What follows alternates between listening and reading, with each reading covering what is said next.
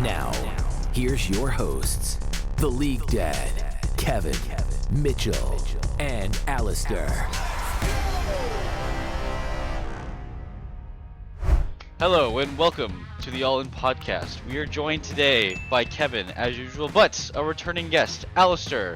He is back from the dead and he is here to join us to talk about the World Semis and the World Finals. But first, how you doing, Kevin? How's life been?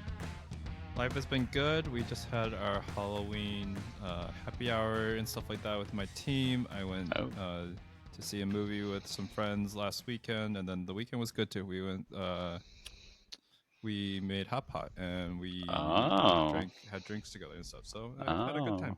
Alcoholic, nice. Okay, how are you? That's exactly what I said. Yes. Yeah. Okay. How are you, Alistair? How's life been? What's been going on?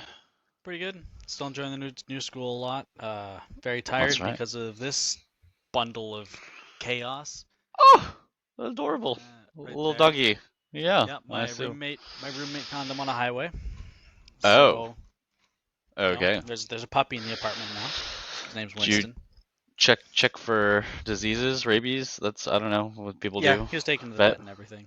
Good. Okay. Good. That's important. All right. Well, that's exciting. We got a Nastus in the house. All right. Let's talk about. Yeah. Okay. I forgot there's 2 dog champions. But let's talk about League of Legends. So last weekend we had Weibo Gaming versus BLG and T1 versus Gen G. BLG versus Weibo Gaming. We'll start with that. It was a pretty one-sided stomp, 3-0 for BLG.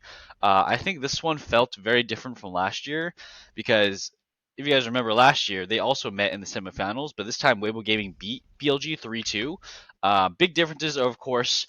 There's only 2 roster changes, right? It's the Shy for Breathe, and then it was Yagao for Knight, and those were pretty big changes, and it made the entire difference because it went from 3-2 last year to a 3-0 this year. What were you guys' thoughts on the series? Go ahead.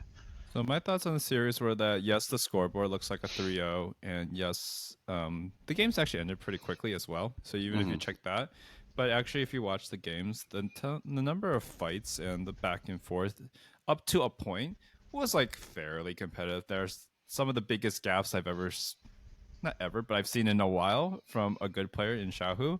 This is probably one of his worst series in a long time on a big stage, especially. The Ziggs bombs has to be spoken of, guys. That was an incident. He truly, I think he walked through like 2 or 3 bombs, and then E dashed to the last bomb to die. I'm sitting there like, what? So that was great. Beautiful. But I think outside of that, I think it was I'll just tee it up as it was a pretty competitive 3 games, all things considered, considering the timer and the scoreline.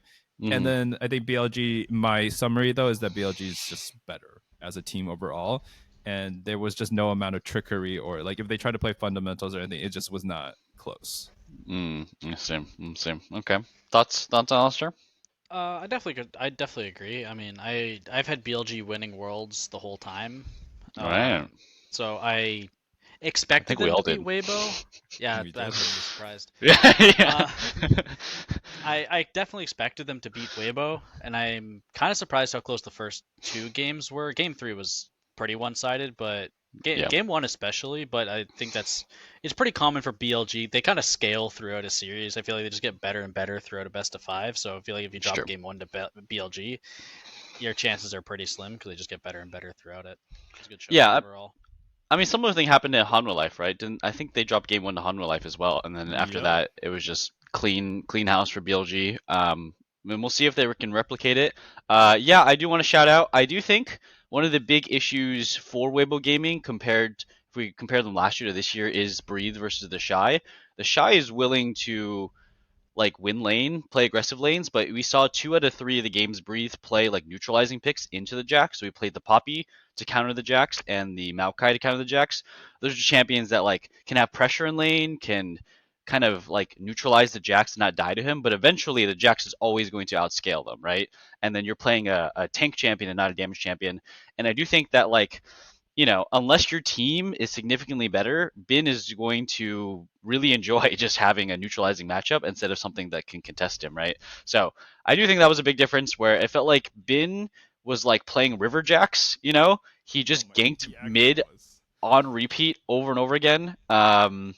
So like, yeah, you're not losing lane directly to Bin in the 1v1 like Breathe was because of the champions he picked, but Bin is just taking over the map. So I do think that was a huge difference for Weibo Gaming when they had the Shy for to have a player to contest him at any point of the game versus kind of just letting Bin do his own thing and worrying about not falling behind too much, right? That was a big difference. I also think Knight is a huge upgrade over Yagao. That's kind of obvious, right? But Yagao really doesn't lose Knight, sorry, really doesn't lose very much, right? Um, not in recent years.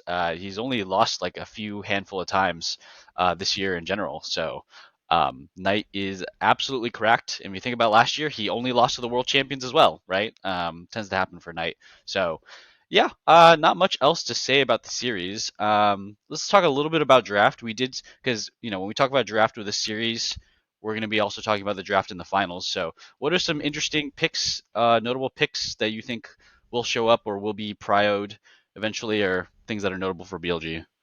I mean, notably, it's the big man in the room, which surprisingly didn't actually hard carry or anything except for the River Jacks game. I would say the Mm, Jacks, like the Jacks, has Ben's signature. I associate Ben with Jacks and GP, yep. and like when I think of him, like this guy on Jacks has kind of the aura you think of when it's like Zeus on Zione, Gala on Kaisa. It's just like, oh shit, like this is Hmm. he's gonna be a bit of a problem. I think in the whole series, if you look at his scoreline, it was a little muted, but he still was like always a threat, and I felt like he was just like there was no answer to him, right? Yes, Breathe was holding his own at some points in the game, but in terms of impact, no, it was like very lopsided, right? So that and then the Skarner. To me, it's like Hmm. I will say with the asterisk of nothing was really revealed from BLG's side, except that they can also play Smolder. They can play a Kali, and the Syndra is disgusting. Like, I don't know if this is going to be a pick that really makes its way to the finals as a key pick in PAN, because I think Knight picked Syndra in that at that angle because it was a very good Syndra angle. But I don't think it necessarily means it's going to be pick ban every game. So those I Yeah, probably have no. 3 BLG picks, and Mm. honestly, for bot lane, I'm like, the only thing that like really came out that was like on is not just a Rakan merchant, I guess, but his don't Yeah, pick Nico again. fair enough. Yeah. Any observations, Alistair? Um, Honestly, not much. I think there's only going to be one team in finals that might pick Smolder. Right. I don't think Faker's going to pick Smolder Nope. unless maybe Zeus takes it for some reason. Smolder top. Okay. Yeah, maybe. I could see it maybe on an R5. I don't know. I think it was a pretty. Yeah, I agree with Kevin. There wasn't a lot that was shown that's new. I think BLG's kind of going into this series. Their hands still covered up. I mean, they got 3 games of Jack Skarner, which is like one of the best top laners and one of the best and well the best jungler in the game. Yeah. So I think that was kind of criminal for that to happen 3 games in a row. But Yeah. Yeah. I do especially think when you're kind of picking with Maokai top. Are we in season 4? I don't yeah, know. I felt I weird. do think the Silas ban from Weibo was very weird because it's like I understand Silas is pretty strong and they're prioritizing stuff like I don't know. They're not even like Weibo isn't even picking champs that are like dangerous to take their ultimates. Like I guess it's just the Maokai, right? So I wonder why Weibo banned the Sylas because it does feel like they should have been banning Jax or Skarner over the Sylas in all their matches, and then the Rakan. I think that makes sense for On. But then they kept switching around for the Ash, the Callista, and they were just. I don't think Weibo really had a good grasp of what was they needed to ban in the series because I just don't think banning Sylas like, is Knight really going to look that much different on Silas versus Akali? Not really. No, it's gonna be like the same shit. He's gonna smurf all over you. So ban the Skarner, right? Or first pick the Skarner at least. But they weren't first picking the Skarner ever. They weren't banning the Skarner or Jax. So Weibo, I think, kind of fumbled draft, and of course we're just overall the worst team. They got shoehorned into constantly picking Brand and Elise and going for AP junglers because they kept going for the AD mid strategy. I've just noticed that AD mids are just not that good unless you're Smolder or Yone because Genji did the same thing. TL is honestly doing the same thing, picking 80 carries mid like Tristana or Lucian or blah blah blah. It's just really not that good. It's just not that good right now in this meta. Um, So yeah, that's pretty much it for BLG, right? They didn't really have to show much. They did show the Ziggs. They even played in the Ziggs game. They played Ziggs Syndra, so they didn't with a Skarner. So it's pretty much a full magic damage comp with a Jax, right? They didn't care. They just sent it anyway. So I don't think that'll work against T1. But let's talk about the next series. Much more interesting. T1 versus Gen G. This was probably one of the most hype matchups we've had in a really long time. I'm gonna be honest, it was a bit of a letdown. It was a bit of a snoozer. Um, Not to say that it was like a bad series. I just don't think we saw the Gen G that we wanted to see. But let me get your overall impressions on T1 versus Gen G real quick. Yeah, I agree with that take, and Yeah. sorry, I'm like almost yelling because I'm just like, yeah, I was yelling at the game itself. I was like, do something. It's like the poke them with a stick meme. It's like, Yeah. please, come on, do something. Like, A little bit. how can Gen G be so solid, so consistent for 99% of the year, every year, and then just always do this? Like, I've just given up. I think like this time around, there wasn't to me any super obvious like Chovy choke or anything like that. No, I didn't see anything like that per se. But we did see a little bit of the he just doesn't in the when the moment comes, he's gotten so good, he's gotten so consistent. The narratives have gone wild, right? Um, after this match, but he was so good this year. He was roaming, he was farming hard, he was dominant. He was basically the perfect mid laner. And then once again, when it gets to Worlds and there's pressure, I'm like, where the fuck is he? Yeah. Long story short, that's the thing that, and then the Hens was a serial inter, like truly. Even in our games, like we would definitely report him 9x. Like, what the hell was he doing? I I'm get down to it. report You him. don't have vision. Like, I'm down to Yep. report him. This guy was dog. I think Hayes is a fraud in the Oh. sense that he has gotten a lot of hype and that he's the next coming ruler. I think he's good. He's better than Ghost. He's better than a lot of 80 carries. But like, I'm sorry, when it matters, I very rarely feel like he's my X factor. He's my like, who are the 80 carries we think of where it's like, oh, back to the wall, this guy's about to do something crazy, right? I barely can think of anything, and partially because his team is so good, he doesn't need to be in that position. But that last egregious play where he just walks into Skarner, like I'm sorry, like that's Yeah. unacceptable. We're gonna remember that for a while. We're gonna remember Yeah. that for a while, right? Otherwise, Unlucky. King, really good player, played really well actually through this, so can't flame him for being a choker in the quarters or semis. And then Cannon, wow, he got robbed. I think he actually played overall a high average, and so that's my rating on that side. I'll leave it because T1 we're gonna speak a lot more about soon. So Yeah. I'll let Alistair take it from there. Yes. Give me your thoughts. I do partially disagree about Pays. I think he definitely had some criminal mechanical misplays, but especially in this series, he was kind of just a passenger. I mean, he played Ezreal, Ashe, and Ziggs, and the game they won was when he was playing Kai'Sa, and he was on a playmaker, and I think that had a big part of it. To be fair, I do think that Gen G winning game two, a lot of it was because T1 kind of had they had a bit of a homeless draft. I'm looking at it, it felt I have no idea what they're looking at. Again, Maokai top with a Kindred jungle, and they're playing Caitlyn Braum. Just it didn't make sense to me. I don't see how your draft plays out like that. I mean, obviously, I'm not drafting for world's tier team, but that just feels like pretty bad draft overall. No, yeah, most people would agree. Yeah, I think Yeah, everybody had the same idea. It was a pretty bad draft. Yep. but I don't know. It just kind of comes down to Gen G is always overrated internationally, and everyone gets baited by domestic dominance, and T1 always gets underrated due to domestic performance, and they show up at Worlds and almost always make finals or semis at least. Yep. I mean, been the last, I think, for T1 story. I'll just briefly touch on this because we're going to talk a lot about T1. Is that they come into every world as an underdog and they have made finals. It has literally been the same narrative for 3 years, actually. So in 2022, even that year, they came in as low underdogs. I actually went back, random clip recommended to me on my YouTube feed. It was people ranking the top players at Worlds 2022. There was no T1 players in it except I think Doinby had Keria as the 10th best player. There is no, like, literally T1 never makes the top 10 list or the top 25 list or whatever it is every year, but they're in finals or they're winning it. So kind of crazy that T1 can manufacture their own underdog story. But let's talk about a bit more about Gen G. they have the reverse problem. They do not have the underdog energy. They have all the pressure and like all the expectations, right?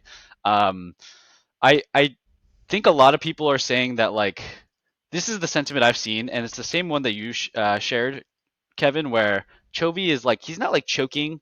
Like 2 years ago, he's flashing away from a Gromp and TPing away on Rise, right? That's a choke. That's like, oh, you shit yourself, right?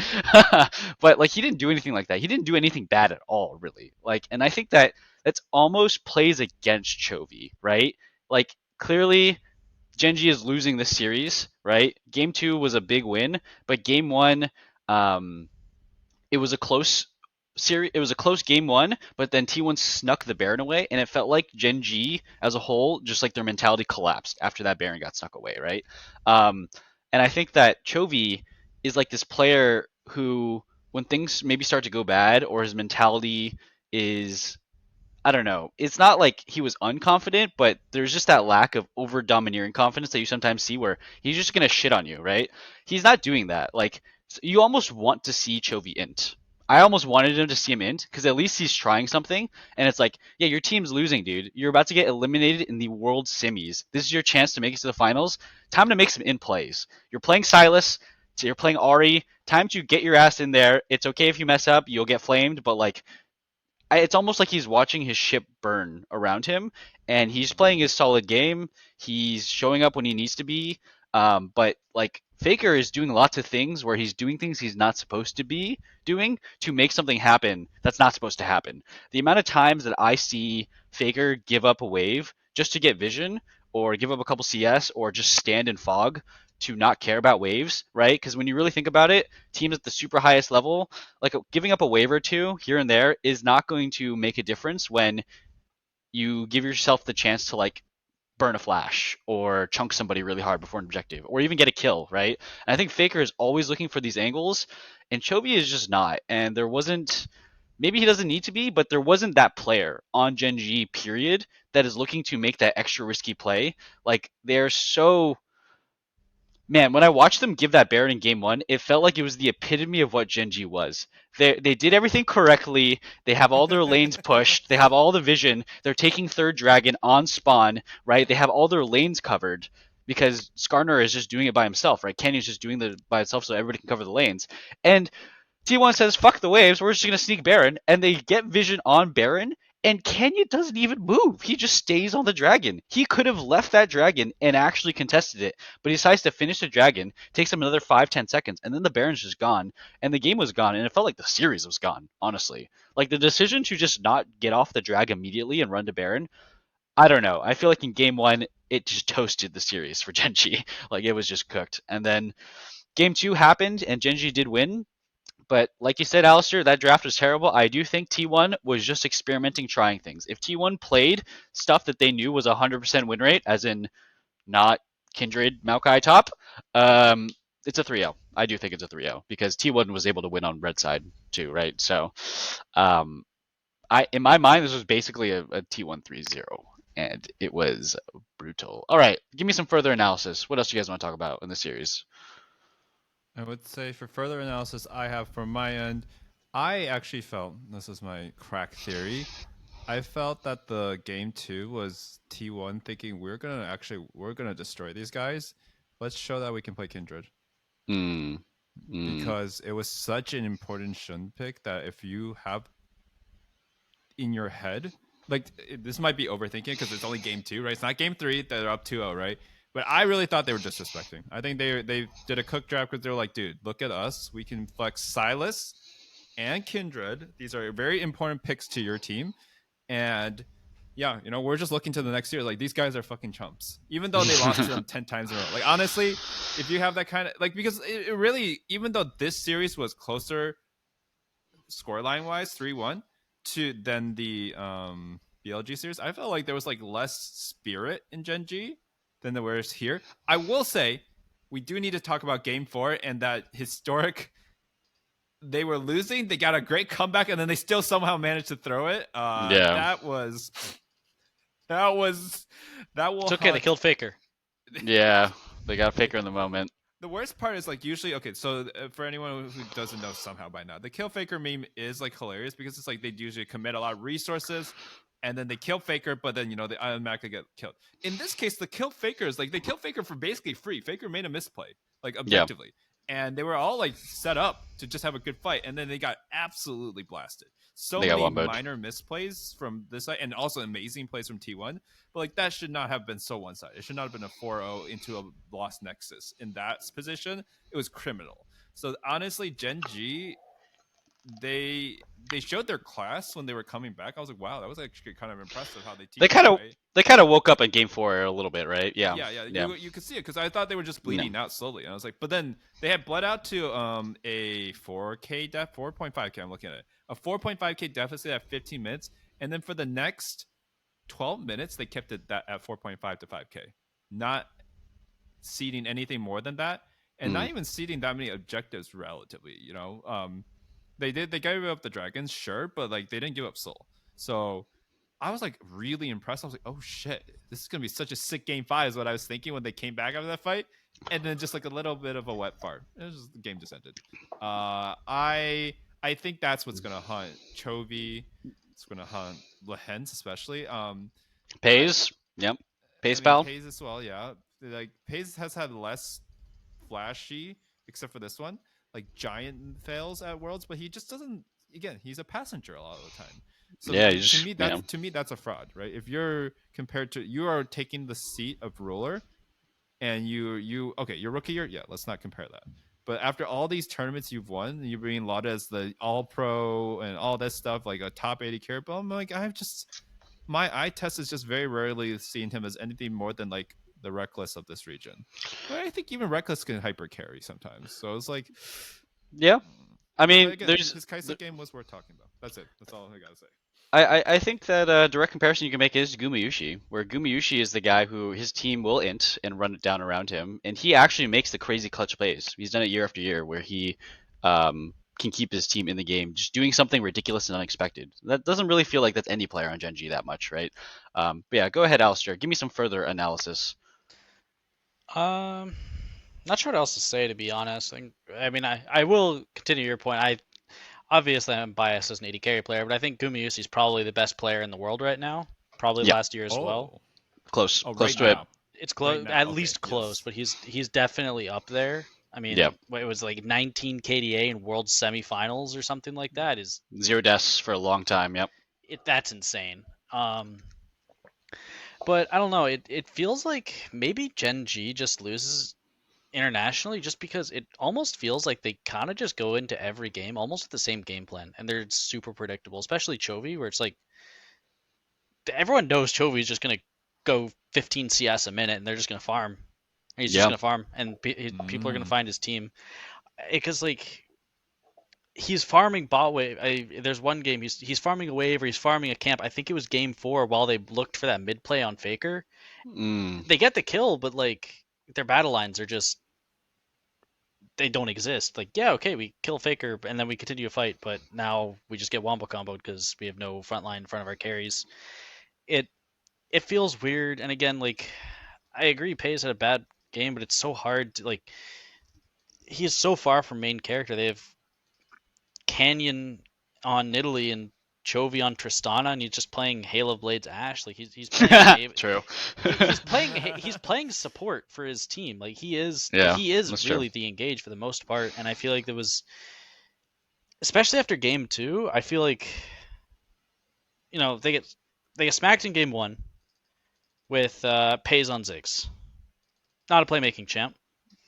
Yeah. Game 2, Pays plays insane. I mean, he had really good Kaisa game. Yep. Game 3, they put him back on like a back line. It was MF. Yeah, MF. It was Ezreal. Oh, Ezreal. Oh, who played MF? Yeah. Nobody played MF. Well, I'm crazy. No, okay. Played MF. Okay, go on. We talked about the MF. Oh, because you know why? Pays is exactly like Viper. Viper gets put on MF in the game-deciding game, and it's like, I can't do shit. Yeah, Berserker. I mean, anyone in that position can't Berserker, do yeah.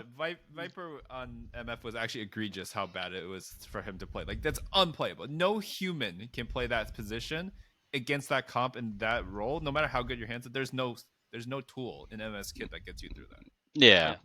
Yeah. Pays is not elo held like Viper is. That's fair. Yeah. I definitely agree. Viper I has think still Pays earned is it. really Yeah. good. I think maybe a little too overhyped at times. I think the next coming of Ruler is a bit much. hmm I think he's really good, but again, I find it personally just again biased AD carry player here, but Mhm. looking at this series being like, oh, Pays underperformed. I'm kind of looking at his drafts and just thinking as an AD carry, it's like I'm I'm an enabler in this series. I'm Yeah. playing Ashe, I'm playing Ziggs, I'm playing Ezreal, and the game I'm playing Ezreal, I have a Nocturne Ari. My team is going forward, and I'm playing Ezreal. I'm like, it feels really hard to play the game when you can't have anyone on your screen. Yep. That's fair. And then let's talk about another big reason why maybe, Pays doesn't shine as much. It is the difference. This is the main difference that I want to get to in this series. It was Keria versus Lehens. I think Lehens was um, a bit of a problem, a bit of a sixth member for T1, and Keria is like three members. Like that guy is the jungler and the support and the mid laner. Like Keria was everywhere. I do think Keria. I mean, he's a support, so it's easier to say this, but he does look like the best player in the world. Like he's just absolutely taking over every game. Whenever Keria gets a lead in terms of tempo or gold, whatever champion he's playing, right? He can take over the map completely. And I think this is something that's not talked a lot about because nobody wants to give gold to the support.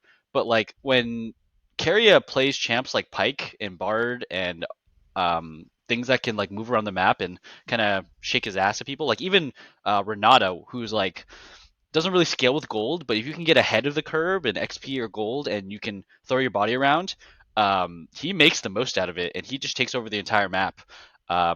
I think game one it started off a little slow, Keria and Owner like getting caught at like the grub stuff, but after that, it's just like playmaking city for Keria, working together with his team. Um, there's also another concept that I've seen so many times, and I already mentioned this too. It's Keria is Gumayushi and Keria are so good that it feels like they always get first prio in bot lane. It happens a lot. Or at some point they get a timer in bot lane where they get the wave pushed in, and Keria has a shit ton of time to roam, and he always roams mid, and you just sometimes he'll gank, sometimes the gank will work, sometimes he'll chunk like against top esports. Every time Keria came mid, they got a kill, right? Didn't happen against Genji because Chovy is much better, but all he has to do is push in the wave, and then boom, it's like Faker is completely unlocked because the wave is pushed in onto Chovy, and Keria is unlocked.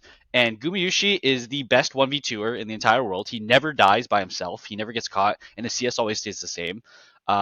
It felt like the way that they played together with the maps and how to unlock Keria, it just made it so like the difference between Keria and Lehens, it was insane, right? What's that thing, the meme, laughing baby, hydrogen bomb? Like it was Yeah, coughing such baby and hydrogen bomb. Yeah. there we go. And like, and Carrie is the laughing hydrogen bomb, whatever, right? Like it was such an insane difference. Like it was just not even close. And it's a team thing too, right? I don't think the team was enabling Lehens to allow him, but like the difference in tempo that they were giving Keria meant that Lehens is getting caught on every rotation. Every time he's trying to look for vision, he's getting caught. Every time he's walking in his own jungle, he's getting caught because T1 just has prio. They have tempo everywhere. They have vision first. They have all their lanes getting pushed in because they'll drop a wave here and there just for tempo. Like they'll give up permanent resources for a temporary advantage in tempo, and they use it to get a kill.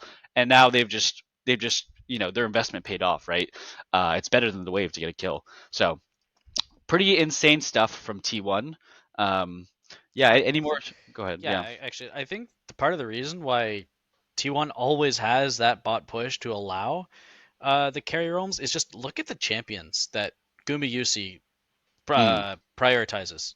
yep. Ashe, Jinx, Varus, Caitlyn. These are high prio lanes. They can get pushed. They can fight, and they have range to farm. You got hmm Volley, you got Jinx W, you got Caitlyn Q, you got Varus Q. They're champs that can outplay in the 1v2. They're champs that snowball super hard with gold, and it allows Keria to, play ultimate bravery with his support champ, and it looks good. Yeah. It's Just runs around.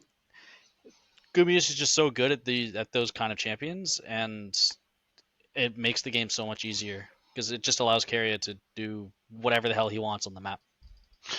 Yeah, I think that's fair. I think that's very fair. Yeah. I have a lot. I have so much to say about the series. Okay, so another thing that I really noticed about T1 versus Gen G is like T1 is not a perfect team. They still make mistakes, right? Obviously, they dropped a game. Obviously, they still die and they still mess up a couple fights here and there. But one thing T1 does that I've noticed is like when they face check or when they're going for vision or they're moving around the map, it feels like even when one of them is caught, it always feels like there's someone else on T1 to help them out within a reasonable distance. Like Faker actually gets caught a lot, but it never seems like he actually gets caught because the result is that Genji's dead.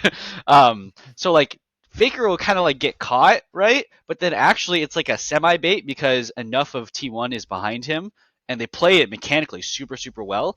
And I've noticed it's such a small detail, and I don't even know if it's like always accurate what I'm about to say, but like when T1 like carry is like I watched some of the voice conversations between T1 and Top Esports. Carry out is like, oh, I can get someone here, or maybe we can get someone there, right? Their comms are very normal from what I've heard from other teams' comms. But like what happens is in so many teams, like 99.9% of teams, is like your support is getting a pick, but you are in the middle of clearing a mid wave, right? You'll take like one more CS and then you'll walk over.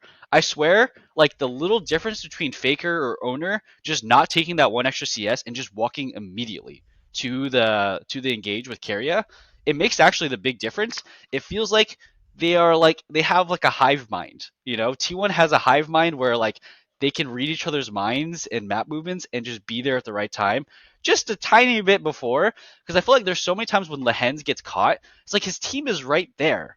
Like they're actually in almost a 5v5, but there is a brief millisecond T1 can make it like a 5v1. And then they just one shot Lehens. Like the amount of times Lehens got one shot when he's standing right next to his team and Genji can't actually counter, it's because of these little tiny like micro movements where I feel like T1 can find a split second to 5v1 a person.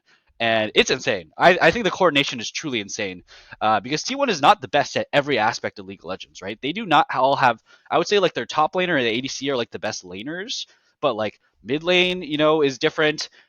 Carry is just not that good at engaged supports, right? Owner can't really play jungle carries. They have their flaws, but one thing that like they have the best out of everybody is like the insane hive mind like coordination where they just cover each other instantly. So that's just what I noticed. I thought it was pretty insane, some of the things that they could do. And of course, they need the mechanics to back it up, right? But Yeah, it was it's a pretty good call good. out. That is very noticeable. No matter, even sometimes when other teams make a good play, right? You see that more often than not, T1 has a good chance to turn it around because they are within the acceptable range to actually turn around and play. And that's not like anyone who plays League at a competitive level. That's actually very hard. It Yeah, takes a it's lot super of hard. prediction. It takes, if it's a deliberate, it takes a lot of baiting as well as timing, right? And even if you want to do a bait, sometimes you screw up and your team it just dies. And you're like, oh shit. Yeah. So it's a lot of calc, right? But I think this is like, this goes to the story, and we'll probably talk about it in the finals too. Like, this roster's been together. Everyone knows the narrative. They've been together for 3 years, and like that is something that you will build. You play with the same homies, right? For better, for worse. I know my homie's about to die.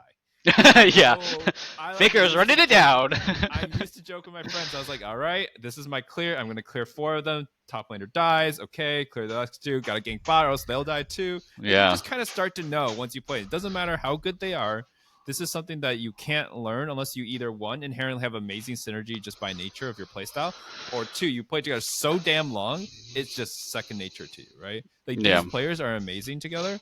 And if this team were ever to be split up, like all 5 players went to different teams, I would assume maybe 3 of them play at the top level still. Not all Yeah. of them, because I think it's a mix of them together. We, again, Faker's gone for 4 weeks or 5 weeks, and this team is dog shit. Everything needs to be together for that beautiful symphony of like synergy and trust and all that stuff. So yeah, very impressed, and I think that's we might need to talk about that. We used to say, you do need to switch out some parts, and they did keep getting second place. And I said personally, at least, that I thought they needed to switch out. I don't think they were ready for. I didn't think this roster could do it. And then last year they proved me wrong. So, and this year they might do it again. And yeah, just friendship is the most powerful League of Legends stat. Like it's just true. Yeah, yeah. Any last things on Genji before we say goodbye to them? Okay, I got a one. Yeah. Do you think they'll recover?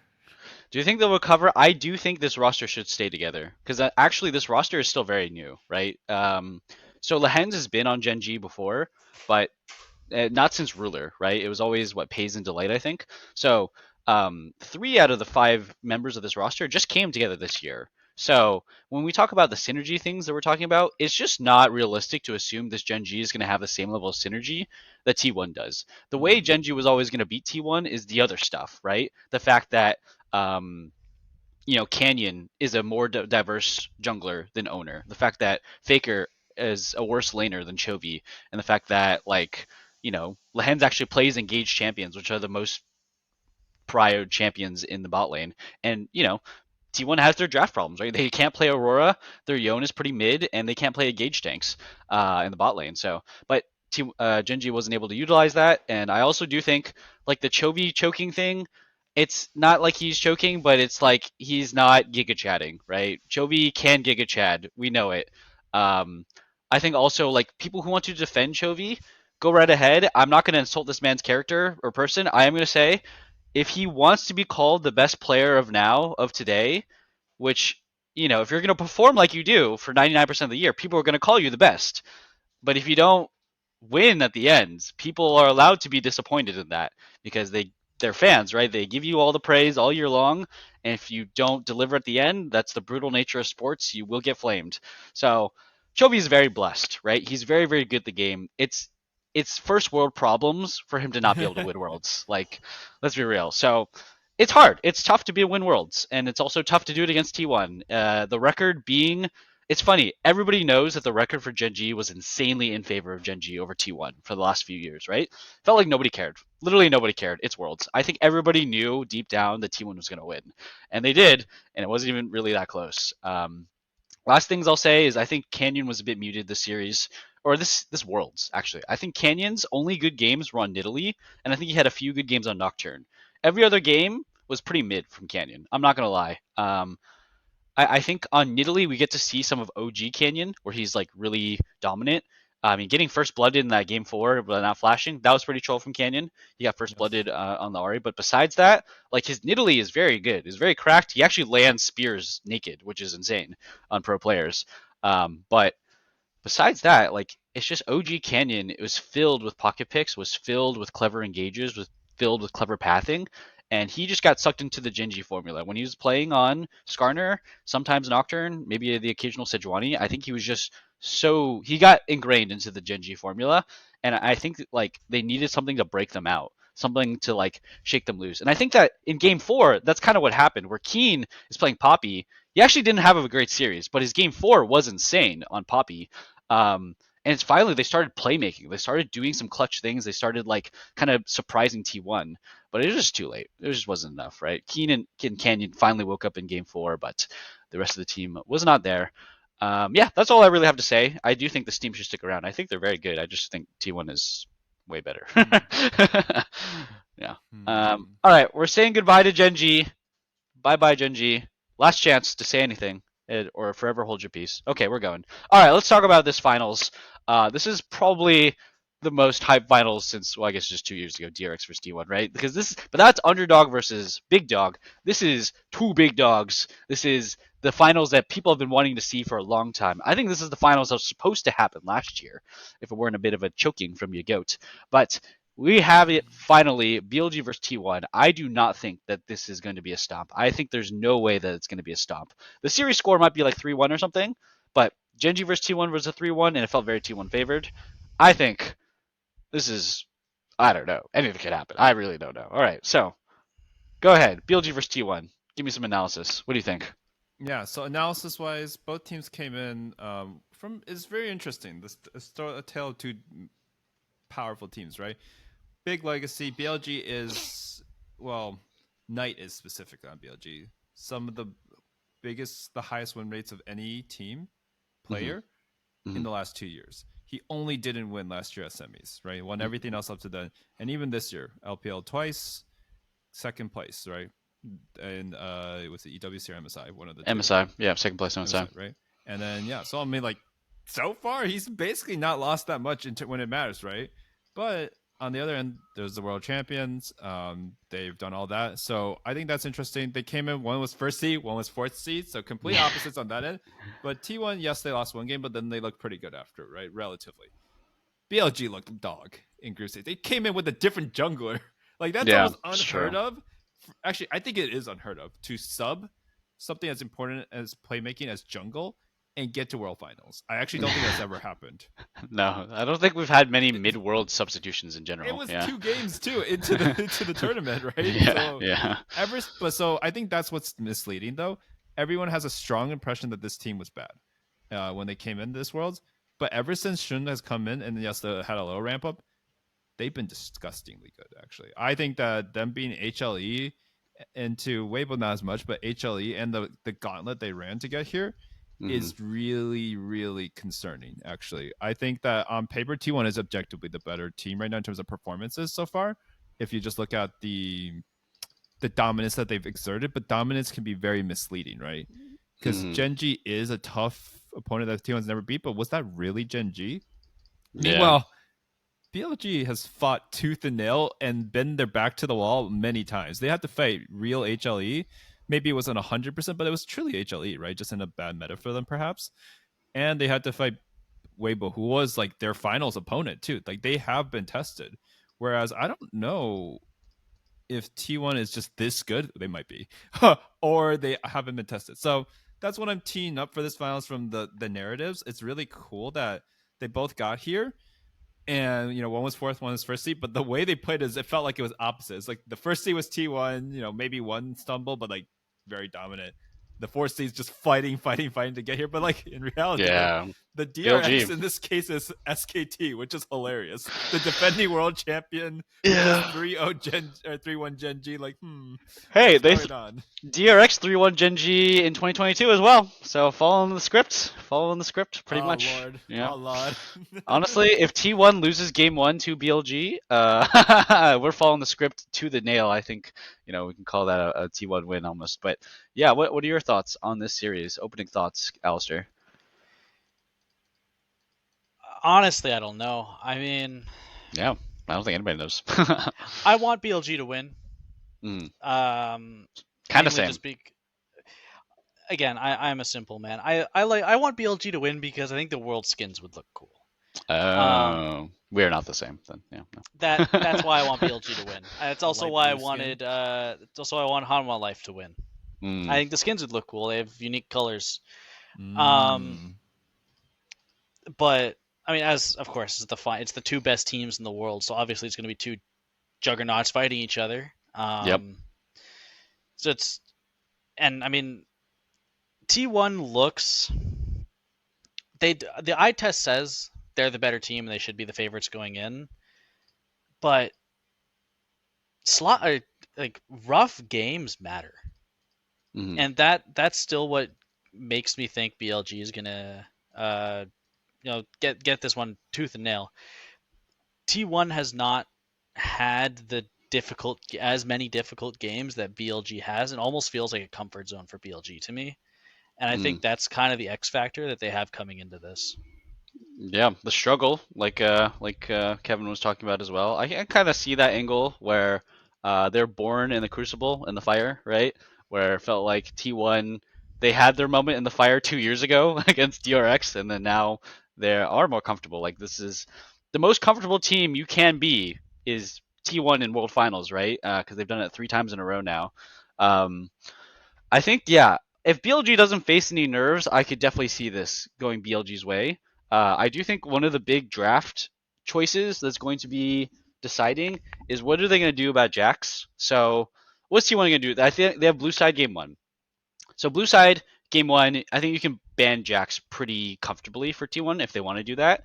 And then they've shown the Gragas counter, which is the OG counter into Jax. But what inevitably you're going to play on red side, right? So what is T1 going to do on red side? Because you have to ban, you don't have to, but you have to ban Aurora, Skarner, Yone, something like that, Ashe, Callista, something like that. Um, do you spend a ban on red side ever banning Jax? And if you give over Jax, are you playing Gragas into it? I think that that's going to be one of the most important choices in the series is can they actually beat BLG when Bin is on Jax? If they can, it's probably a T1 win. But I have a feeling I don't know if they can, right? I think Bin's Jax might be built different. I don't know if the Gragas matchup is going to go the same way it has been for Zeus, because Zeus has been gapping every top laner, and I don't think it's going to happen to Bit in the same way. So I think that's going to be an important linchpin. Talking more about draft, you mentioned the Smolder, right? Only BLG is probably going to play, but I don't think anybody's actually going to play the Smolder unless it's a Yone, right? The Yone bait, the Yone for Smolder bait. I could see that happening, and both teams just like handshaking that. But yeah, we'll see how the Skarner goes too. Skarner, they T1's the only team that's actually down to play Vi into Skarner. I think almost no team's actually interested in that, but Owner's Vi is very impressive in that he can make these like long engages that are so coordinated with his team that you just go around the Skarner, right? Because you ever try to go through Skarner, nah, you can't do that. There's nothing that goes through Skarner these days. He has too much prio on like interactions and stuff. But yeah, so those are my big question marks. And then the bot lane is also going to be a big question mark. Is, you know, we talked about the pushing lanes, the pushing matchups for Gumayushi, right? He wants a pushing matchup, but I think that they've gotten a bit lucky where the other teams that T1 plays into are willing to give their bot less prio, right? So Pays was put on the less prio champs, like the non-playmaking and the neutralizing picks, like the one pick that Pays got that's like potential playmaker, potential like, hey, I'm the main carry, it is Kaisa, right? Everything else is very supportive. T1 plays the supportive bot lane that has lane prio like the best. But Elk is no stranger to playing like Callista and getting hard prio in bot lane. So I wonder what that bot lane matchup is gonna go. Is anybody gonna play Ziggs? If anybody's gonna play Ziggs, I do think it's gonna be Elk instead of Gumayushi. But yeah, probably not. I don't think so because we're not seeing 80 carries mid either, probably, right? So the meta and the draft I think is going to be immensely important, right? Yeah, so that's kind of like where my mind is going, where I think that the draft is going to be a really really big deal. Um, let's see, what else can we talk about this series? There's so much to talk about. I don't even care. I just want to see the draft. Prio I picks that have we a want to talk controversial about? take, so if I can throw it out there, Okay, I would love to. all right, give me it. I think the I want best it. thing for Worlds and international competitions, BLG winning. I think it's actually absolutely boring if T1 wins again. I think we're at the point where, yeah, I mean, I was really happy when Faker won. He finally, in the modern era, won a Worlds, and people who weren't there for his period dominance could witness it, right? I think he Yeah. deserved it. He's been so good for so long. He is like, we got to see the perfect situation where he was left out and how valuable he was, right? Absolutely. Yep. But what is the narrative this year, really? Oh, an organization has won 5 out of 14 of the world finals, the world championships. Oh, Korea has now won 3 tournaments in a row. DRX T1 T1. Like what does the international circuit benefit from? Because yes, T1 does have a lot of fans, right? They bring the most viewership, but that's a bubble. The Yeah. second Faker retires, how much of that is retained? Like Guma has fans, Carry has fans, Owner has a lot of fans, Sayus has fans. They all have fans. But it's Faker, guys. This is Faker 1. I'm sorry. Like I think that if T1 wins, yes, we sacrifice a lot to have that happen in the general health of global competition. At least in the context of China, which is the biggest market, and their interests, right? There's already a lot of rumors you probably have seen swirling around. Yep. Where the Chinese scene is like kind of sick of getting dicked on. Like Yeah. maybe they win an MSI, but who cares, right? That's the reality of it. So, and I think that's like totally valid. It is a problem, right? That we see. Like, I mean, what narratives happen, right? If BLG wins, though, it's the first Chinese mid laner to ever win Worlds. First 5 Chinese. Hey, First 5 Chinese to win Worlds. Can win. Can win. First 5 anything other than Korean to win since TPA. Yeah, pretty much. Yeah. Oh wait, no, TPA had a Hong Kong. Well, whatever. You know my point. The point is this has never happened. And the other thing that's an X factor is if 369 had made it here, 369 is also an all-time great top laner.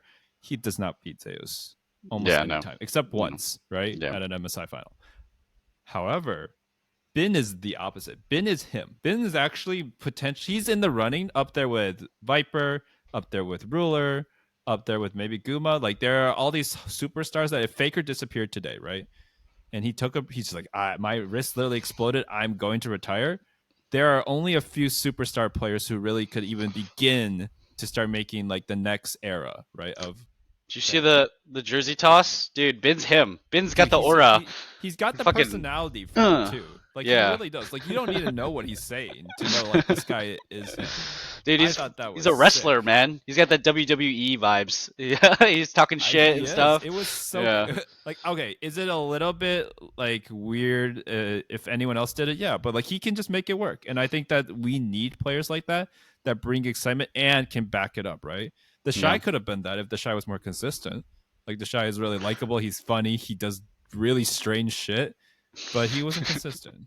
Well, also, the Shy does not have the stage presence that Bin does. Bin is a Giga Chad like on camera, like in front of the mic. True. I feel like the Shy is very humble on the mic. It seems like he's a Giga Chad in game, but yeah, very very interesting how Bin has kind of come up. He's an actual like pretty reserved for a guy who was like a solo queue Smurf like streamer guy. Yeah, he actually looks very shy whenever he has to stream. He's the Shy. Yeah.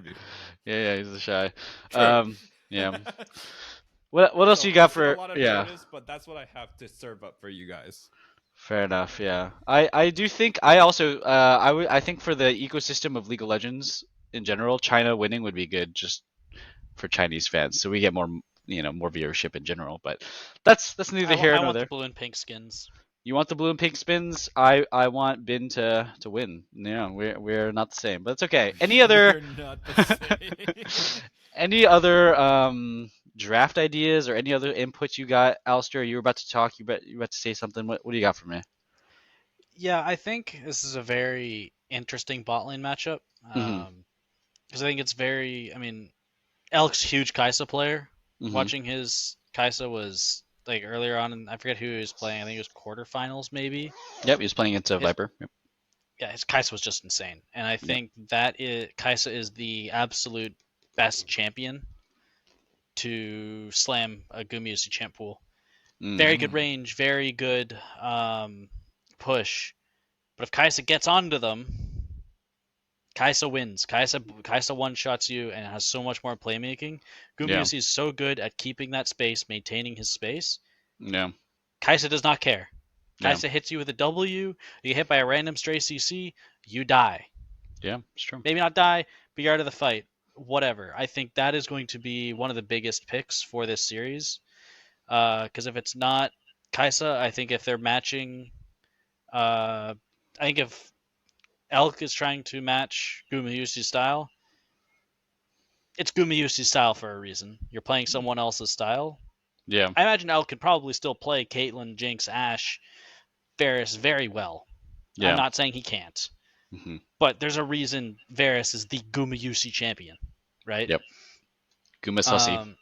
Yep, pretty much. And I think I think Skarner, Kai'Sa are going to be the biggest, are the most important champions in these drafts. Yeah, I think so. I do think whenever BLG's on blue side, they're going to first pick the Skarner, and then we're almost always going to get like Ari Vi or like Silas Vi or something like that from T1. It seems like it's their usual answer is Vi plus something mobile in the mid lane against the Skarner. So yeah, I have a feeling we're going to get a lot of handshakes, and T1's actually going to give over Skarner and stuff. I think let's talk a little bit about narratives more, because we'll hop back between draft and narrative, but I think that this would be huge for Knight, because Knight is like this guy who is like the Chinese Chovy almost, but he's just really not talked about as much at all. But I actually, now that I think about it, even though Chovy is hyped up way more than Knight, Knight actually does have the X factor. I think Chovy's the best laner. There's no really talking about that. But Knight, even when he lost last year on JDG against T1, it didn't feel like he was muted like Chovy did, right? Chovy felt very underwhelming.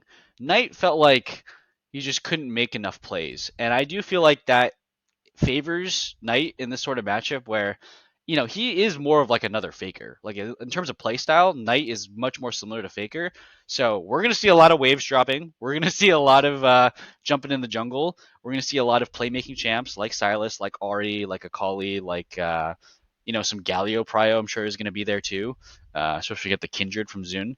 But I think that it's kind of crazy how underrated Knight goes, even though he's rated very highly. I still feel like he is underrated, and if he were to win this, he would be like the Chinese Faker. Like he has been so underrated for so long, but actually taking down T1 and Faker in the finals, man, it would solidify Knight like all these years he's been winning domestically, all these MSI titles he's been able to accumulate.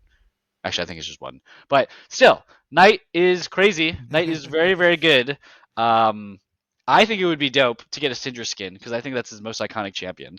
I think that he is looking like the best, one of the best players in the world. But to take down, I don't know, Faker is so insane this tournament too, man. It is so unexpected how insane Faker has been. Do you guys see the clip where Faker is playing Sylas? He's got like 5% HP. He trades onto Chovy. Chovy's at like 80% HP after a bunch of trading and ditching and dodging and a couple W heals. They're both super low, and Faker gets the wave pushed in. He does have to burn flash, but it's like, yo, I thought this guy was old. I thought he had wrist problems. Like, oh my god, his mechanics are insane. I do think Faker does not have a problem with mechanics. Faker's problem is like going too far. Is having too much fun. In the comms, he was like, "Oh, I want to kill Ashe. I want to kill Ashe, and Carrie is like, no, God, please no, end the game.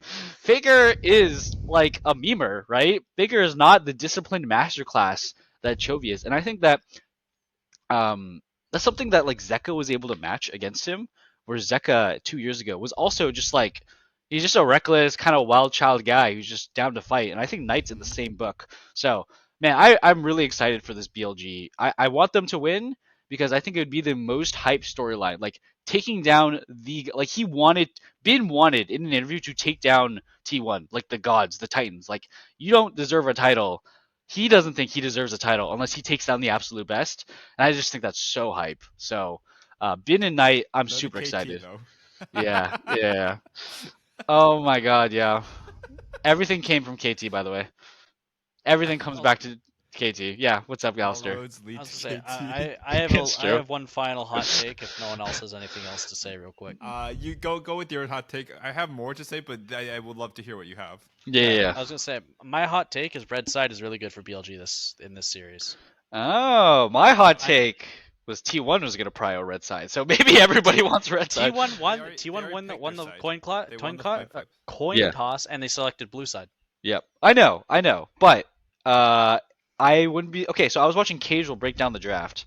He does think that there is an avenue angle where it makes more sense for T1 to be on red side, and it's all about the Jax problem, right? Blue side is good for T1 because you get to ban Jax and you get a bunch of free bans. I think if you're on red side, it means that T1 is confident of playing into Jax, right? So I think that's gonna be a big difference. I do think BLG likes. I don't know. Do they like red side? I think you only like red side if you're willing to give Yone and play Smolder into it. Otherwise, I don't know how BLG really likes red side more. But elaborate, I if like you the will. BLG red side. 1 for Jax, 2 for Kai'Sa, and banning Aurora on blue side feels bad. It feels really bad, I think. Sure, but both teams will ban Aurora on blue side. But yeah. T1's not going to play Aurora though. They're gonna ban Aurora on blue side if T1's on blue side.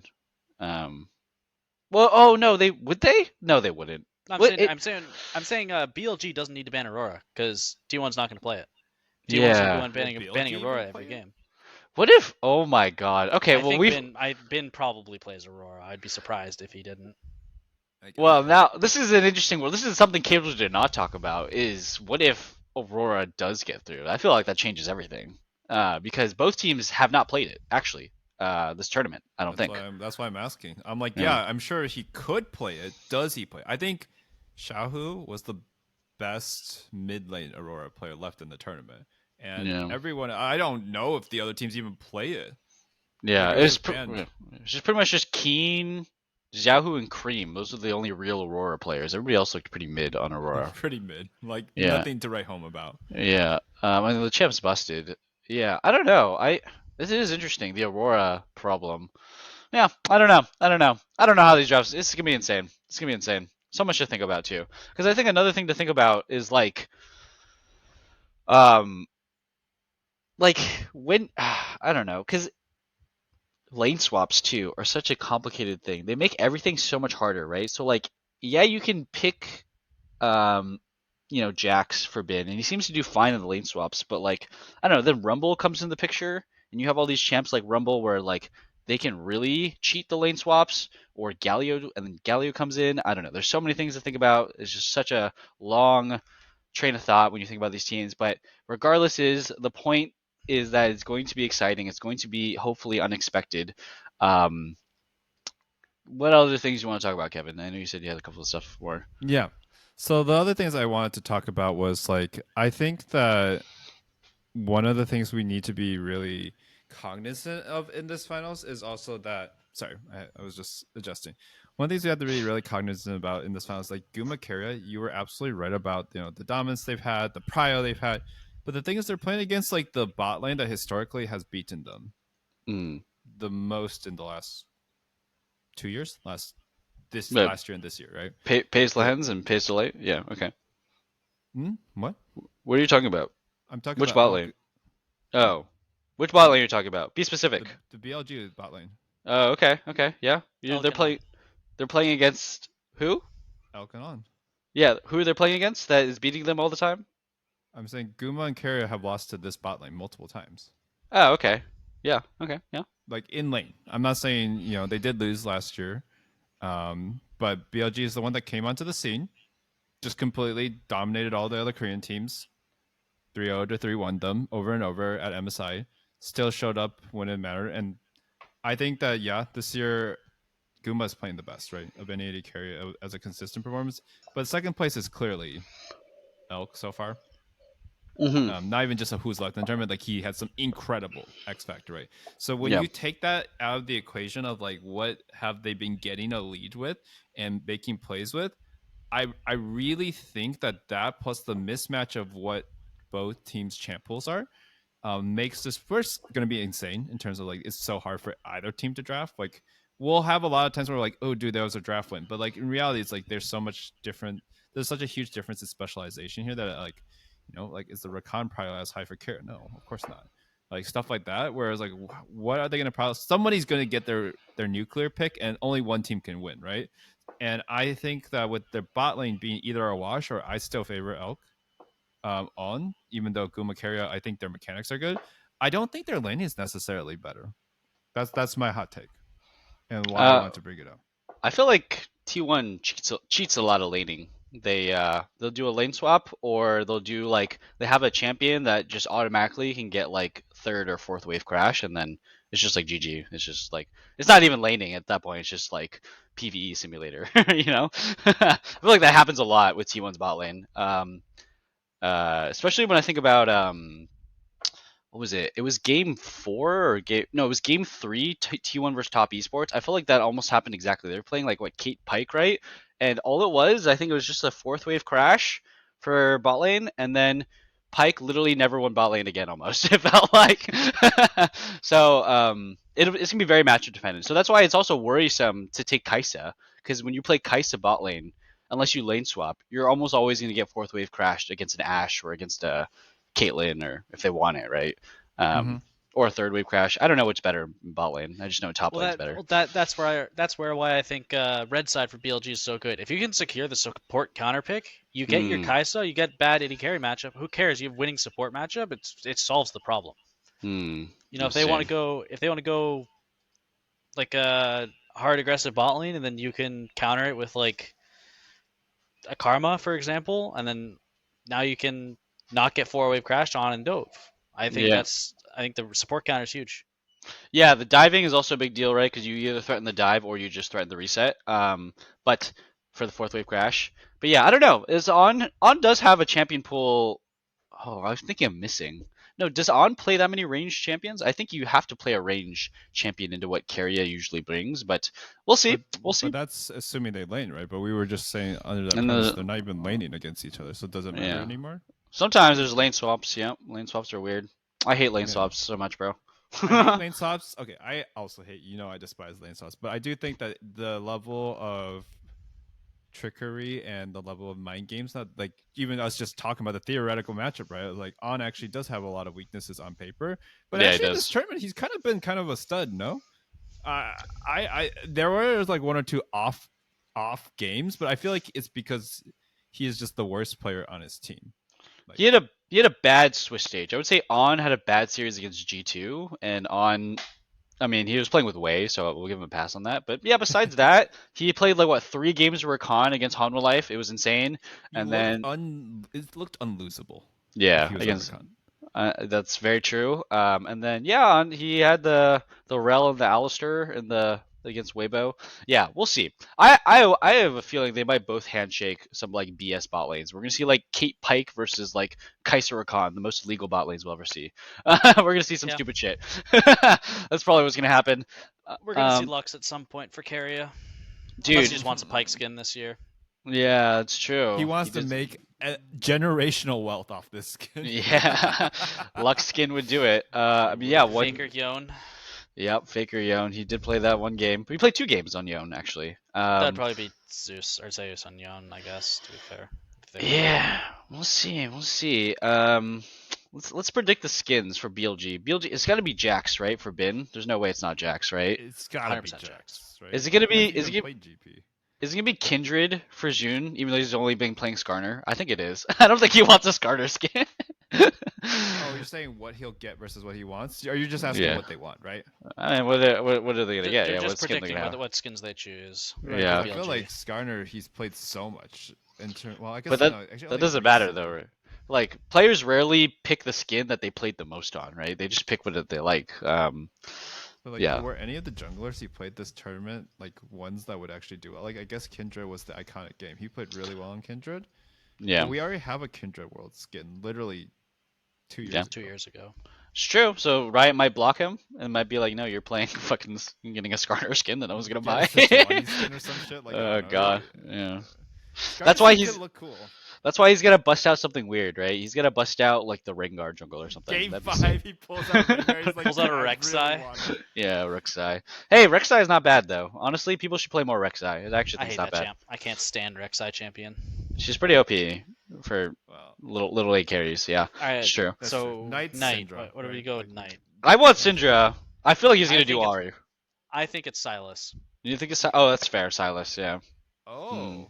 Silas is if fair. he does Ahri though against Faker, that's actually That's the year that the Faker skin launches. I think that would be Giga Chad. That would be a Giga Chad power move. Like that would be power move. Locks in the $500 Ahri skin, and you just like, or they have the $500 Ahri icon, and you lock in BLG Ahri. It's like, oh, that'd be sick. Yeah. Oh, my God. Even better if Faker plays the $500 Ahri skin for some reason in like game 5, and then Knight still wins and takes the Ahri skin. That would be pretty Giga Chad. I mean, again, if it's it was probably just just about Kaiser economics, you Rakan for bot lane. always pick Ahri. Yeah, it's definitely Kaiser Rakan for bot lane. I agree with that one. Unless it's like Kaiser Rel. It'd actually be the second time where it's a Kai'Sa and Rakan. Yeah, in the same world skin, and it was also from a Chinese team. Yeah, LPL, those LPL players. Yeah, interesting. All right, let's do T1 really quick. I mean, it's kind of boring, but which we'll do ones T1. They can pick this time. Again, yeah, this time. I mean, Yon top, easy. is it? He hasn't played Yon top yet, though. He'd have to play it. I think has he not? I don't think so. I think he played one. Really? He hasn't. No, you're right. I just looked it up. He hasn't? I don't think he has. He hasn't. Yeah. I think he played it in playoffs, maybe, but not. I just remember him always playing it. Because I thought he said he wanted a Yon skin. Oh, he has to play it. He's gonna have to play it against Jax. Yikes. Interesting. Yeah. I mean, let's see. What does he even play? He's played a lot of Jax, Gragas, Maokai, Rumble. Camille. Is he No. like a Gragas skin? It's a Rumble. It's Rumble 100%. Is it Rumble? Dude, what about Gragas? No, do you want Gragas? Zeus? Dude, we already have a Gragas skin. It's the most underrated. Dude, Gragas has been so OP for so long, and to finally see him come out, I'm like, I feel like this should have happened a long time ago. Gragas top has been OP for a very long time. A pro play super staple, so it's weird to me that no one picked it until like semis. all year. Like Jax has been strong all year. Have not seen it. We've just been seeing Rumble into it and shit like that. Well, they Or played it Gnar. against G2, right? And just Did they? did they? G2. They did play it against G2. Oh, I forgot about that. Yeah. Oh, that's Yeah, when it first came out. Yeah, into Broken Blade. Dude, poor Broken Blade, bro. Now he's like, this shit's broken, dude. Yeah. Like, wait, they play Jax now? Or they play They Gragas already have a now? T1 Jax Fuck. skin, so they're not gonna double up on Jax because I actually think Jax is so like. Jax has got a lot of skins, yeah. You can have a 6 skin and everything, but yeah, Jax already taken. T1 Does- Gnar would be cool. But, Yeah. Does T1 already have a Vi? Do they have Vi No. already? No? There's no Okay. World's Vi skin. It's gotta be Vi, right? It's gotta be. It's Arcane, dude. That's the money printer. Arcane 2 comes out, that's gotta be the money printer. Yeah, but the World skins aren't going to come out until MSI next year. Yeah, Still. but, Arcane's Still. gonna have a lot of like they're already putting characters in. Like Arcane 2 is gonna go. Dude, we gotta talk about Mbessa. I forgot about that shit. Oh my god. No, Abomination. No, but it's Vi. I'll- So I agree. I'll be it is honest. Vi. I think it doesn't matter which team wins. I think it's a Skarner and Silas skin. Boo. I think it, well, he can't go with Ari. Literally, it'd be. No, you can't go with Ari. Uh, What would Faker pick? Riot would come down and smite him if you try to And go like for Akali T1 maybe. Akali? Yeah, his Akali was pretty pog. He already has a Syndra skin. Yeah. Shit. He already would has an just want- Orianna skin. Oh god. Maybe he should have less skins. How about that? Has he ever thought about that? I want him to get Yone, even though he's not known for his Yone. I just think it's such a sick. Yone would look I mean, cool. I'm just thinking like Faker's play of the year was on Xylas against Chovy in this last series. Yeah. Okay, that is. and His true. Akali was mega cracked as well. His Akali on the Ari fountain. Oh my god. Oh, I think his Akali. So Faker's play was amazing, but it wasn't caught on broadcast, so that's like not an iconic Worlds moment, and they lost that game. The Silas, like, yeah. That's the problem. And yeah, so like, oh, but he did play it before. Shit. Silas or Akali, right? That's probably what Faker's gonna do. Bot lane. Zeka Let's do. Pool. Yeah, pretty much. Varus, easy. What did he do last year? He did Caitlyn last year, right? He did Jinx. It Jinx? was Oh, Def did Caitlyn. Oh, that's right. Def did Caitlyn. I mean, I would love an SKT Caitlyn skin, but it's going to be Varus. I think It's gotta be he said Varus, he's right? I think he said it's going to be Varus. It has to be. Varus is one of his most iconic champions. All right, Carry's gonna be Pyke, right?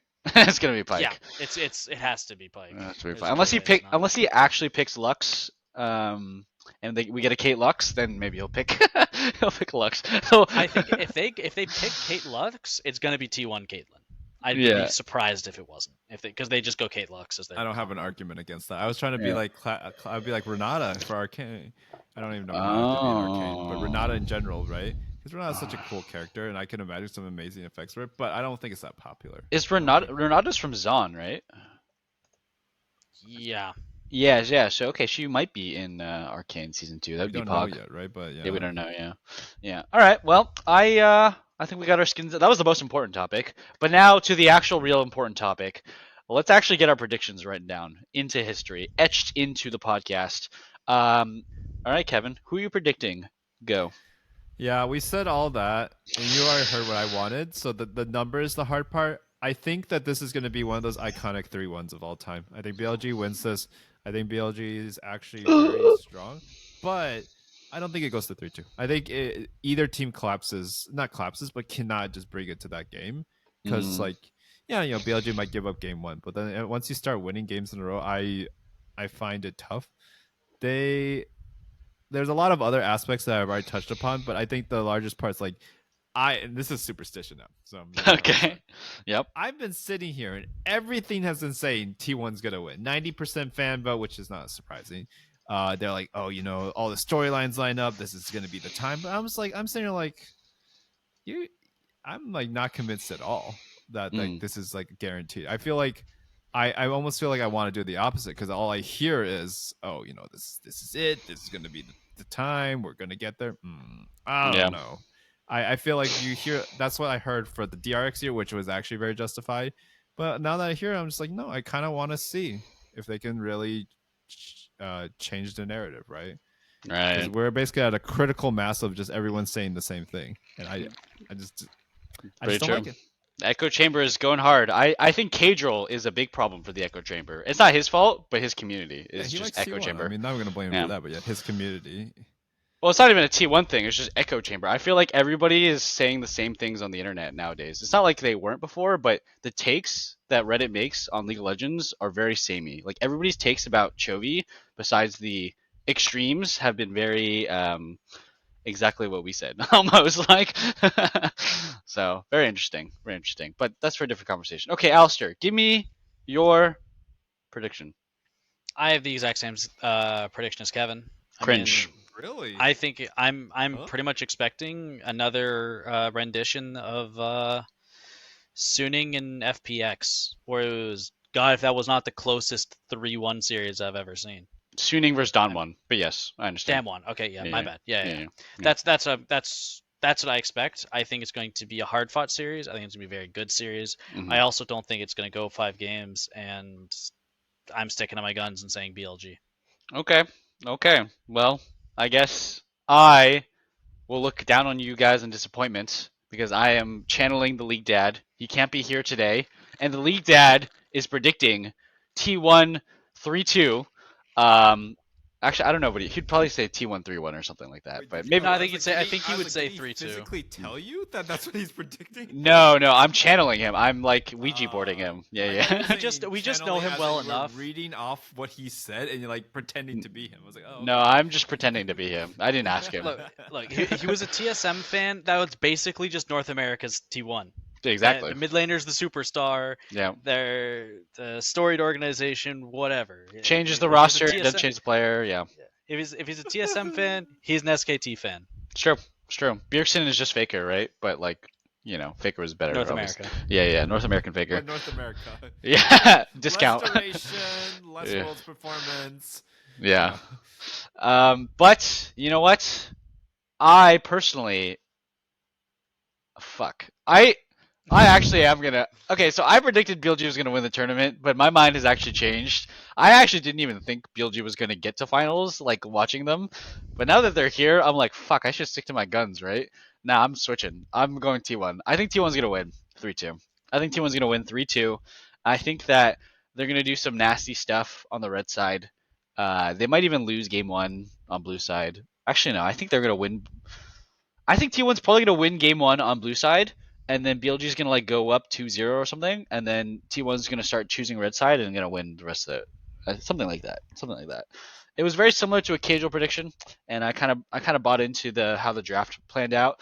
Also, I think that on I'm sensing, I'm sniffing a little bit of choking. I'm just gonna be honest. He's gonna hit that finals. He's gonna see the sun in his eyes. It's gonna be his first Worlds finals ever, and he's gonna choke a little bit. And Carrier is just not choking anymore. He doesn't do that anymore. That was 2 years ago. So I think there's gonna be a bit of a diffy on the support, like it was against Genji versus T1. I just think Carrier is actually way better than On. I think top lane is probably gonna be pretty even. I think jungle probably expect Owner to come out on top actually. Um, Mid lane 80 carry, I don't even know. I think they're both gonna be insane. It's not really matter. I do think it's gonna be a support gap. So I'm going 3-2. I'm going 3-2. I'm not confident at all. I have no idea actually. I'm just fucking me and the league dad. We're 50-50. Okay, Me and the league dad. split podcast. Split podcast. League Dad slips a BLG vote into the Discord, and I'm just like, No, you would never. There's literally so not. I'm like, all right.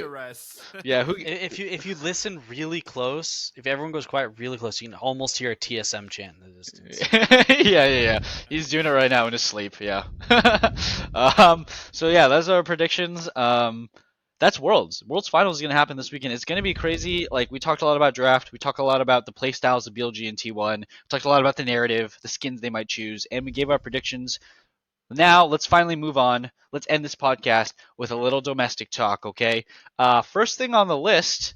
I don't remember what we covered last week, so I'm just going to talk about it. JoJo's going to Mad Lions. That's kind of crazy. I think a lot of people think this is like a good pickup for Mad Lions, but I do think it's a pretty sad loss for North America to lose JoJo. Quick thoughts. Very quick thoughts. Go ahead. Yeah, I maybe briefly mentioned it before, but my quick thoughts on it now is like, it's nice that we have something to cheer on over there. We can basically win export. 2 regions in a row. Yeah. Export, right? We did talk about this. I do like that concept still. And now that I think about it, like I think for him, if he ever comes back, he's going to level up there. I think that the competition level is still there in the mid lane, even though there are some international chokers. Just being able to play against Caps and seeing Yeah. how he measures up, and if he can level up while there, is just good news for us. I mean, Yeah. ideally, I would have liked him to go to LCK, honestly, but like he would have not have been on a top team, so he might have just been like on a bro, and just got Yeah. pummeled. Fear X. Yeah. Fear X, yeah. Jojo to Medlions. Yeah, we'll have to see because it could either make or break him. There's kind of two options it could be. It could either he realizes, damn, I had to move continents because I screwed up. I need to prove myself and I need to get my ass in gear.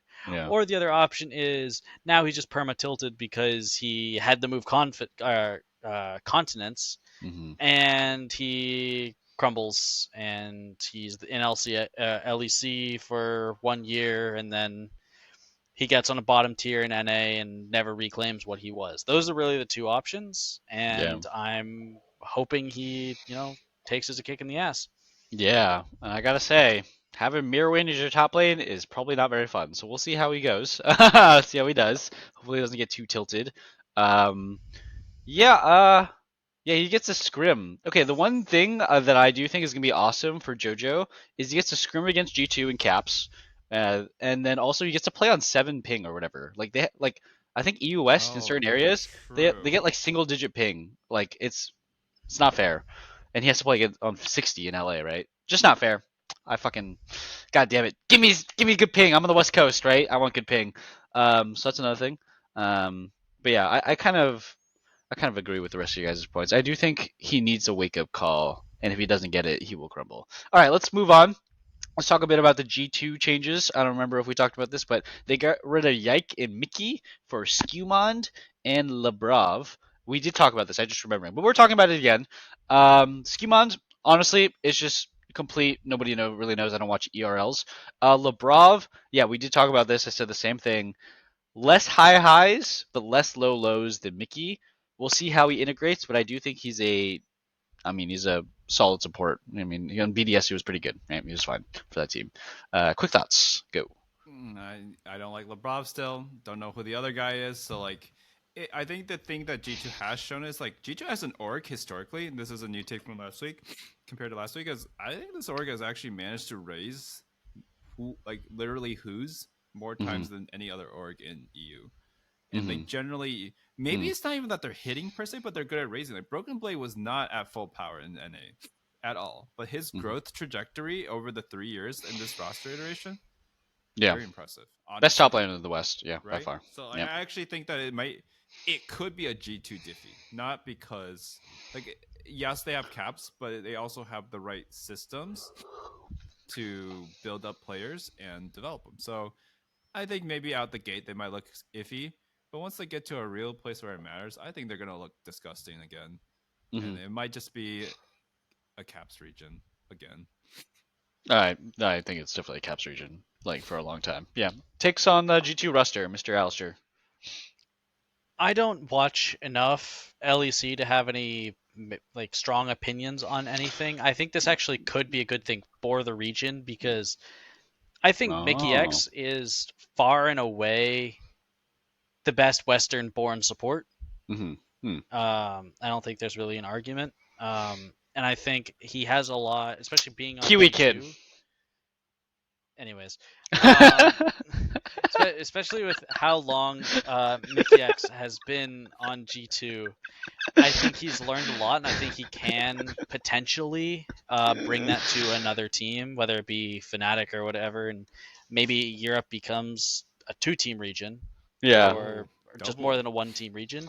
I don't know enough about Lebrov to have an opinion on whether I think it's an upgrade, side grade, downgrade, whatever. But I think if Mickey X can kind of pull a domestic core JJ where he's there and he actually improves the region because he's no longer the best support on the best team, and now he's the best support but not on the best team, and then brings his team up with him to compete with the best team, and maybe we have some competition and it feels worth watching kind of thing. G2 wins, who's surprised? So I think it could be really good for the region. I like that take. And then let's actually talk about where he's going. It's probably confirmed. It's not officially, but it's Fnatic, Oscarin, Razork, Humanoid, Upset, and Mickey. So veteran central. Um, it's that's the roster. So we'll see if he can take Fnatic to the top. I just don't see this roster beating G2. I really don't. I think this roster can maintain their second place that they have on Fnatic. I don't see this roster beating G2, unfortunately. Um, yeah. I think upset Mickey. You said right? Hmm. I didn't actually know that's what it was, but Yeah. that's pretty wild. Like there are years where I'm like, holy shit. Yeah. And on a Fnatic roster, that actually sounds really hype because for a while, It like, is. yeah, maybe Jun's good, but no, it's just like had a good first split, basically first half of his first split, first 3 quarters, whatever, and then it has been just kind of I just have no faith internationally kind of guy, right? Yes, Mm. these guys aren't necessarily the most consistent, but if they can gel, that's crazy actually as a roster. However, they left Humanoid on here. Are we serious?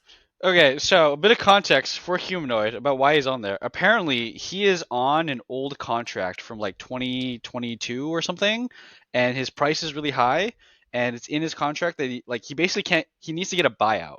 Another team needs to buy out his massive contract, or Fnatic has to pay him. So Fnatic can choose to they have to find someone to buy him out. If they can't find someone to buy him out, they have to either play him or pay him the same amount and keep him on the bench and get another mid laner. So they chose to just pay him one mid laner salary that they have to pay. Apparently, that's the rumor that's going around. It's like he's getting paid like So 700K a like he's year, the first guy to do like a reverse contract jail on his org.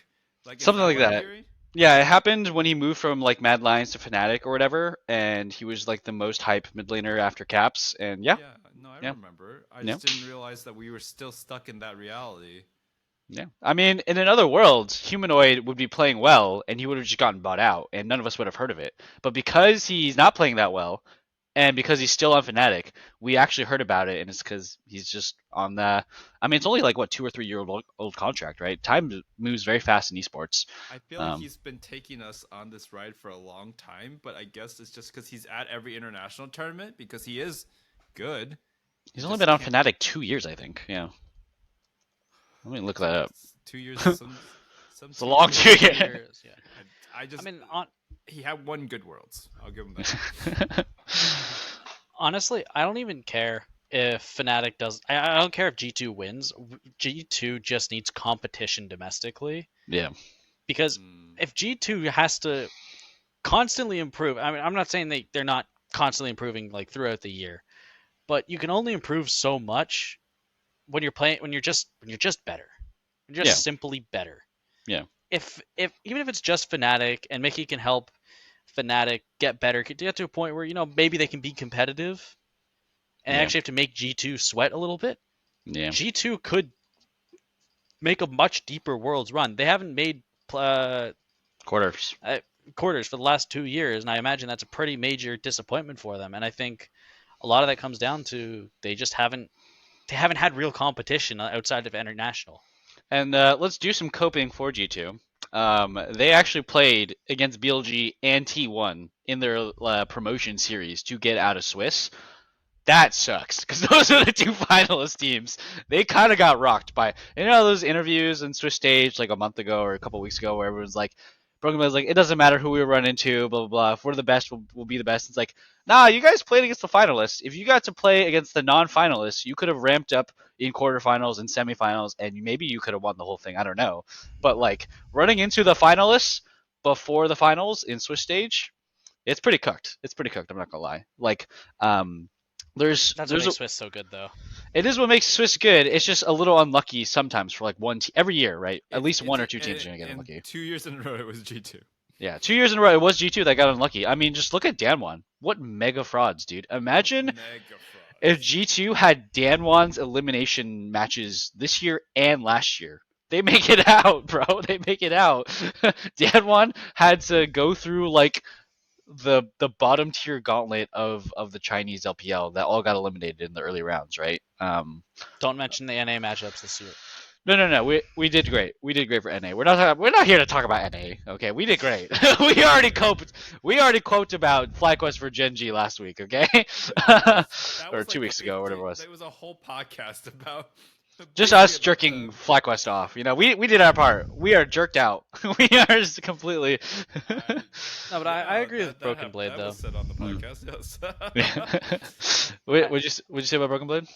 I'll say I agree with them. Like at the end of the day, you have to win your games to move it forward.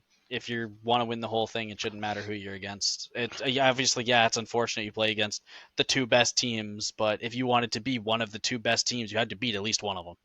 Yes, but also when we understand how League of Legends works and is very changing, the way meta's changed, the way people change, the way like people get better as the tournament progresses, right? If we look at BLG on their first few days, they do not qualify to be at the World Finals, but they grew into being at the World Finals by barely squeaking by, right? So like G2 with a couple of different like luck, like this is a barrel quote, right? Luck is the most important factor when winning worlds, and so to get unlucky, right? T1 and BLG, what if they faced off in the quarters and that was just the finals?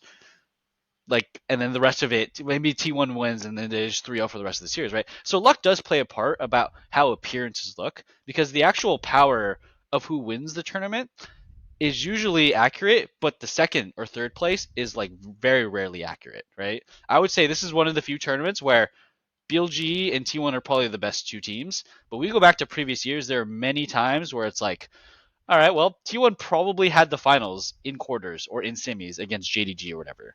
Um, but it just so happened that it happened in semis before. So like, there's these kind of things and arguments that you can make for G2 if you're coping. But yeah, at the end of the day, you got to beat everybody if you want to win worlds, right? But I think there is merit to them being to people saying that they were unlucky because they were. Oh, they But were yeah, 100%. yeah. I won't argue they got unlucky, but if you're not better than them at in the first place, if you're both scaling and you lost to them in the first place, Well then, you still get outscaled. then T1 should beat BLG, right? Because BLG lost to T1 in when they first played in a best of one. So you know, I mean, yeah. arguments are fluid. Again, Arguments to be change. fair, best of one, best of five, very different demons. Yeah, best of three, different from best of five. Not as different than best of ones, but you know, point still stands. Point still stands.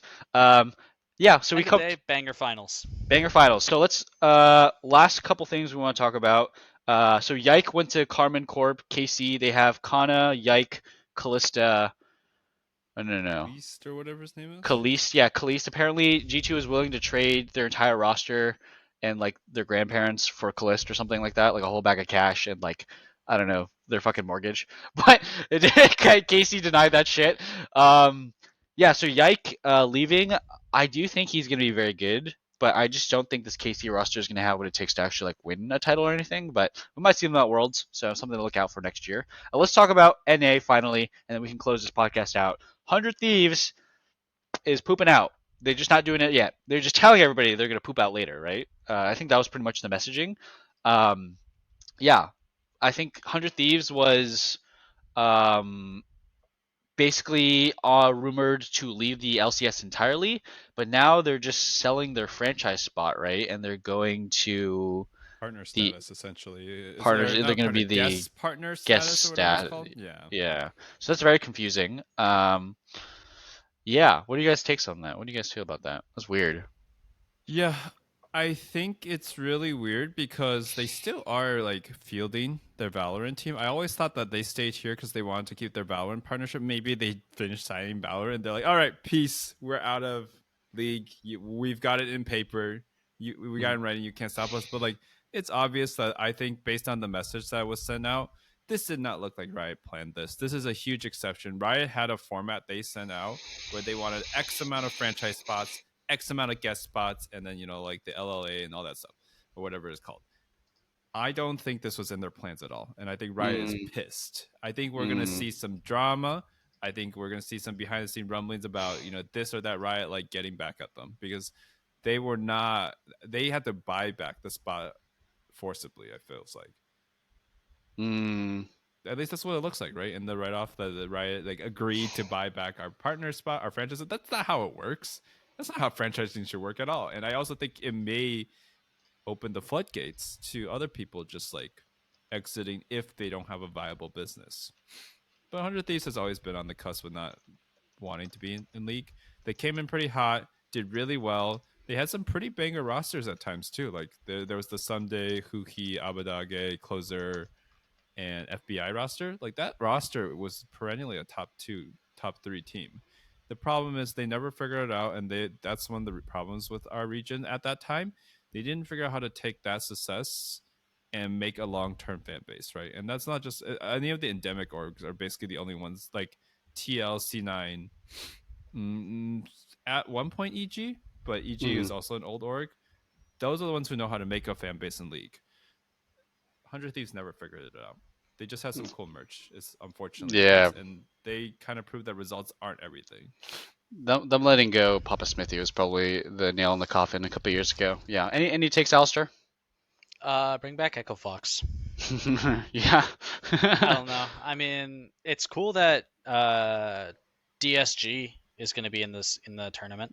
True. That's gonna be pretty cool. Speaking of Abadage, he's their mid laner apparently. Yep. Pretty hype. Other than that, I mean,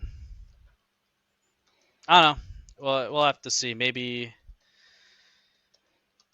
we'll see an org come back. Maybe we'll see a brand new org and they'll do something interesting. But honestly, I have low expectations for that because all of the new orgs in recent memory that have joined LCS have kind of been, or let alone rejoined LCS. If you look at like Immortals and Dignitas, Yeah. Energy though. Not great. Yeah, that's true. NRG. But to be fair, they just consumed CLG. Yeah. But I don't know.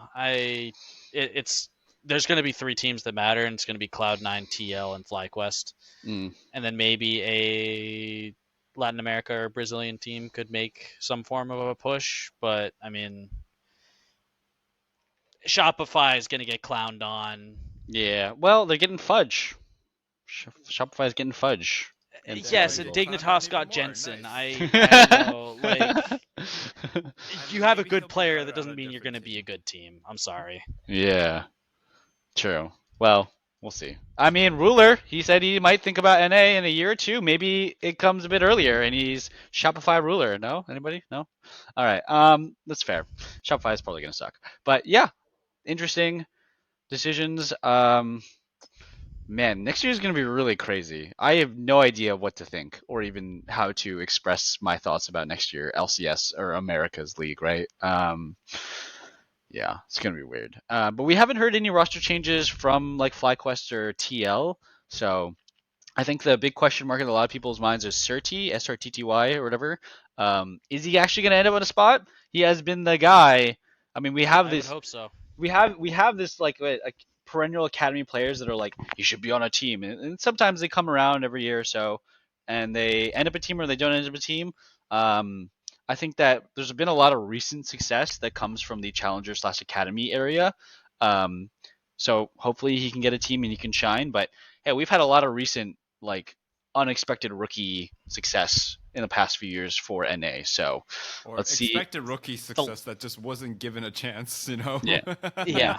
No. The last I spoke to Surty, I asked him, and he pretty much said he has no idea, and FlyQuest made it to quarters, so that's kind of cooked for him because he's currently on FlyQuest Academy. Yep. Their NACL team. Yep. So he kind of has to bank on having a spot on another team. Maybe Hudez, we'll have to see. But honestly, cool guy. I played on a team with him for 6 months. Very cool. So yeah, if there's ever any news, I can always shoot him a message and ask him. Maybe we can get him on the podcast sometime. That would be sick. Was he good? Yeah. Legit? Is he legit? He's different, man. He's guy's different. Insane. Is he toxic? No. Oh, okay. Oh, that he is different. Top laner, not toxic. NA top laner that's not toxic from an 80 carry POV. He's a unicorn. Is what I'm hearing. Hiding something. He's secretly a ranged top laner, is what I'm hearing. Yes. Anyways, ranged top lane piggy. Don't look last split when he played like 60 Vayne games top. Or Yep, anything early yep. season. Sounds like a ranged top piggy to me. Okay, well that's pretty hype. All I'm saying is I hope that we still beat Europe next year. That's all I care about, honestly. Like we could. Hey, 2 years running, baby. 2 years running. Let's keep it going. It's not even Let's in the keep it going. conversation Results don't anymore. matter. We're beating Nope. Korea next year. We're 1 away. Fuck it. Let's. Okay, yeah, we got also the Korean and LEC formats changing. I didn't watch the videos. I actually don't know how they're changed. I just know they're going to some like they have the fearless and then they have the rest of the shit. Apparently it's better. So good looking out for that.